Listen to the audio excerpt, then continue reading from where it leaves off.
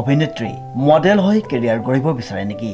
যদি বিচাৰে তেন্তে যোগাযোগ কৰক নিউজ নাও। যোগাযোগৰ নম্বৰটো হৈছে 9954474988। তিতাবৰৰ নামচুঙিত অসম ৰাজ্যিক গ্ৰামীণ জীৱিকা অভিযানৰ সংহত কৃষি মণ্ডলৰ জীৱিকা সেৱা কেন্দ্ৰ উদ্বোধন। তিতাবৰ সমজিলাৰ সহকাৰী আয়ুক্ত বিথপী গগৈ, অসম ৰাজ্যিক গ্ৰামীণ জীৱিকা অভিযানৰ খণ্ড প্ৰকল্প প্ৰবন্ধক মাধুৰ্য শইকীয়াই মুকলি কৰে মহিলা কিষাণ শক্তিকৰণ পৰিযোজনা প্ৰকল্পৰ অধীনত ৩০০ গৰাকী মহিলাৰ জীৱিকা সেৱা কেন্দ্ৰ। অসম ৰাজ্যিক গ্ৰামীণ জীৱিকা অভিযান আমাৰ তিতাবৰ উন্নয়ন খণ্ডৰ আৰু এটা আমাৰ জীৱিকা উত্তৰণৰ দিশত আৰু এটা দিশ আমি আগবাঢ়িবলৈ আজি ওলালো। আজি বৰ্তমান আমাৰ ঘৰজ্যোতি মণ্ডল পৰ্যায়ৰ সংগঠনৰ অধীনত থকা ইণ্টিগ্ৰেটেড ফাৰ্মিং ক্লাষ্টাৰৰ যোনটো LSC লাইভলিহুড ছাৰ্ভিচ চেণ্টাৰ তাৰ শুভোদ্বোধনী অনুষ্ঠানত আজি আমি উপস্থিত হলোহি।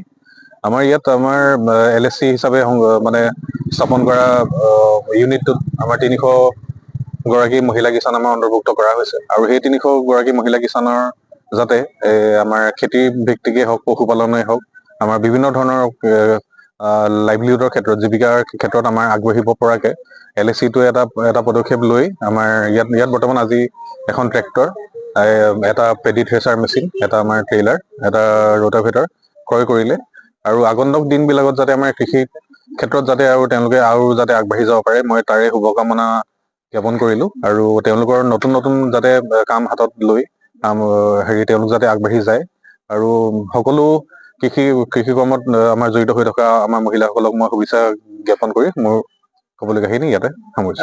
এই ফাণ্ডটো আচলতে ক'ৰ পৰা আহিছে? এইটো ফাণ্ড আচলতে আমাৰ অসম ৰাজ্যিক গ্ৰামীণ জীৱিকা অভিযান, আমাৰ ৰাজ্যিক প্ৰকল্প যোনটো MKSP প্ৰজেক্ট আছে, মহিলা কিষাণ সশক্তিকৰণ পৰিযোজনা। তো সেই প্ৰজেক্টৰ অধীনত আচলতে তেওঁলোকৰ এটা ফাণ্ড এটা আহিলে। তো সেই ফাণ্ডটো আচলতে ক্ৰয় কৰি আমাৰ বাইদেউসকলে আজি LSC-টো স্থাপন কৰিছে। যি ৩০০ আমাৰ টাৰ্গেট লৈছে, টাৰ্গেটখন আচলতে এৱাৰনেছটো কৰা হৈছিল। হয়, এৱাৰনেছ কৰা হৈছিলে। আমাৰ ৩০০ গৰাকী মহিলা কিষাণ আমাৰ যোনটো 83 নং নামচুঙি গ্ৰাম পঞ্চায়তৰ অধীনত থকা আমাৰ ৩০০ গৰাকী প্ৰথম পৰ্যায়ত আচলতে আমাৰ ৩০০ গৰাকী মহিলা কিষাণ আমি অন্তৰ্ভুক্ত কৰিবলৈ তেওঁলোকক এখন সজাগতা দিয়া হৈছিলে। তেওঁলোকক এটা সজাগতা দিয়া হৈছিলে আৰু ট্ৰেইনিং হিচাপত আমাৰ মানে বেছিক এটা ট্ৰেইনিং দিয়া হৈছিলে, কিন্তু আগন্তুক পৰ্যায়ত আমাৰ যাতে আমাৰ সুচাৰুৰূপে আমাৰ বাকীখিনি অকমান বহলভাৱে আমাৰ ট্ৰেইনিং বিলাক দিয়া হয়, সেইটো কাৰণে আচলতে আজি আমাৰ LSC-টো স্থাপন কৰা হৈছে। এই LSC-টো যে আপোনাৰ কমিটি, কিমান নম্বৰৰ ফৰ্ম হ'ব লাগে? এতিয়া আমাৰ যোনটো আছিলে মানে আমাৰ বাইলজ আছিলে, লাইভলিহুড ছাৰ্ভিচ চেণ্টাৰটো যেতিয়া ফৰ্ম হোৱাৰ আচলতে আমাৰ লগে আমাৰ কমিটিখন গঠন হ'ব লাগে আৰু সেই কমিটিখনৰ যিমানখিনি কৰিব লগা কাম সেইটো তেওঁলোকৰ এখন সংবিধান আমাৰ বনাব লাগে আৰু কমিটিখনৰ সিদ্ধান্ত মৰ্মে আচলতে আগন্তুক কাম কাজখিনি কৰি যাব লাগে। LSC কমিটিখনত কেনেকুৱা ধৰণৰ কেটেগৰীৰ মানুহ থাকিব? LSC কমিটিখনত আচলতে আমাৰ ৩০০ গৰাকী মহিলা কিষাণটো অন্তৰ্ভুক্ত আছেই আৰু লগতে আমাৰ দিহা পৰামৰ্শ দিবলৈ আমাৰ কেডাৰসকল থাকিবই লাগিব। জীৱিকা সখীকে প্ৰমুখ কৰি কৃষি সখী, পশু সখী, আমাৰ CRP-EP, বেংক মিত্ৰ সকলো আমাৰ থাকিব লাগে। এই LSC যিখন কমিটি হ'ব, সেই কমিটি 300ৰ বহুতৰ ধৰি লওক তোমাৰ যাৰ যদি খেতি নাথাকে তেতিয়াহ'লে কি হ'ব? আচলতে এনেকুৱা হয়, আমাৰ যেতিয়া বাছনি কৰা হৈছিলে ৩০০ গৰাকী মহিলা কিষাণ আৰু আচলতে আমি সেই ৩০০ গৰাকী মহিলা কিষাণ তেওঁলোকৰ যাতে খেতি বাতিত জড়িত হৈ থকা মহিলা হয়, আমি সেইটো আচলতে নিশ্চিত কৰিছিলো আৰু সেই গতিকেহে আমাৰ ৩০০ গৰাকী মহিলা কিষাণ আমাৰ অন্তৰ্ভুক্ত কৰা হ'ল। মানে যিটো ইণ্টিগ্ৰেটেড মানে ফাৰ্মিং, অসমীয়াত যিটো সমন্বিত বুলি কোৱা হয়, সমন্বিত এই বস্তুটো আচলতে সঁচা অৰ্থত যিখিনি কামখিনি কৰিছে নাই, তাৰ কাৰণে এতিয়া আচলতে এনেই আমাৰ মানে তত্বাৱধানত আমি অসম ৰাজ্যিক গ্ৰামীণ জীৱিকা অভিযান তিতাবৰ উন্নয়ন খণ্ড আছোৱেই, লগতে আমাৰ মানে যিমানখিনি কাম আমাৰ হৈ থাকে আমাৰ উইদিন ইণ্টাৰভেল আমি চোৱা চিতা কৰিবই লাগিব। আমি নিজেও চামহি আৰু তেওঁলোকে যাতে ইণ্টিগ্ৰেটেড ফাৰ্মিং খিনি যাতে মানে ধুনীয়াভাৱে কৰে, আমি সেইখিনি কাৰণে আমি ট্ৰেইনিঙো দিয়া ব্যৱস্থা কৰিম। আমাৰ ডিষ্ট্ৰিক্টৰ মানে পৰ্যায়ৰ ফালৰ পৰাই হওক বা মানে আমাৰ জিলা পৰ্যায়ৰ পৰাই হওক বা আমাৰ ৰাজ্যিক পৰ্যায়ৰ পৰাই হওক, তেওঁলোক আহিব, প্ৰশিক্ষণ সকল আহিব। আমাৰ ৩০০ গৰাকী মহিলাসকলক আমাৰ দিবহি ট্ৰেইনিং বিলাক। যিটো CLF কণ্টেক্ট কৰিব নে কমিটি কেইটা নে CRP কোনে কৰিব?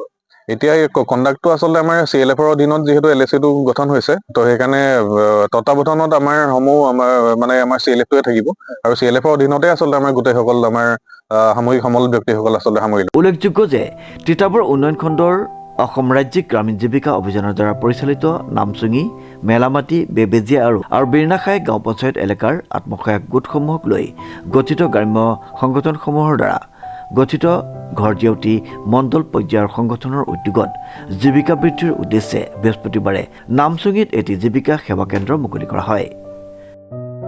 আজি আমাৰ ইয়াত লাইভলিহুড চাৰ্ভিচ চেণ্টাৰ ASLMৰ ইনিচিয়েটিভ এটা লোৱা হৈছিল, য'ত ঘৰ জেউতি CLFে এটা ইনিচিয়েটিভ লৈছে। তেওঁলোকক মোৰ ফালৰ পৰা আন্তৰিক শুভেচ্ছা থাকিল আৰু ভৱিষ্যতে যাতে আৰু আগবাঢ়ি যায় তাকে কামনা কৰি ইয়াতে সামৰণি মাৰিছোঁ। মহিলা কিষাণ শক্তিকৰণ পৰিযোজনা প্ৰকল্পৰ অন্তৰ্গত নামচুঙিৰ সংহত কৃষি মণ্ডলৰ জীৱিকা সেৱা কেন্দ্ৰটোৰ অস্থায়ী কাৰ্যালয় বন্তি প্ৰজ্বলন আৰু ফিটা কাটি মুকলি কৰে তিতাবৰ সমজিলাৰ সহকাৰী আয়ুক্ত বিথপী গগৈয়ে। আৰু এটা ধান থ্ৰেচাৰ ট্ৰেক্টৰ চলাই শুভাৰম্ভ কৰে অসম ৰাজ্যিক গ্ৰামীণ জীৱিকা অভিযানৰ তিতাবৰ খণ্ড প্ৰকল্পৰ প্ৰবন্ধক মাধুৰ্য শইকীয়াই। অসম ৰাজ্যিক গ্ৰামীণ জীৱিকা অভিযানৰ নামচুঙি গাঁও পঞ্চায়তৰ জ্যেষ্ঠা জীৱিকা সখী জীনা দত্ত ৰাজখোৱাই আঠধৰা আৰু ঘৰ জেউতি মণ্ডল পৰ্যায়ৰ সংগঠনৰ সভানেত্ৰী মিনু শইকীয়াই উদ্দেশ্য ব্যাখ্যা কৰা উদ্বোধনী অনুষ্ঠানত তিতাবৰ খণ্ড সমন্বয়কদ্বয় ক্ৰমে দিব্যজ্যোতি দাস, সুব্ৰত চাংমাই, পঞ্চায়তখনৰ সভানেত্ৰী ৰিম্পী শইকীয়া, গাঁও প্ৰধান ক্ৰমে ৰঞ্জিত শইকীয়া, মীনাক্ষী শইকীয়া, জ্যেষ্ঠ সাংবাদিক প্ৰসেনজিৎ ৰাজখোৱা উপস্থিত থকাৰ লগতে ঘৰ জেউতি মণ্ডল পৰ্যায়ৰ সংগঠন আৰু গ্ৰাম্য সংগঠনসমূহৰ বিষয় বিভাগসকল আৰু জীৱিকা সেৱা কেন্দ্ৰ তথা আত্মসহায়ক গোটসমূহৰ সদস্যসকলে অংশগ্ৰহণ কৰে।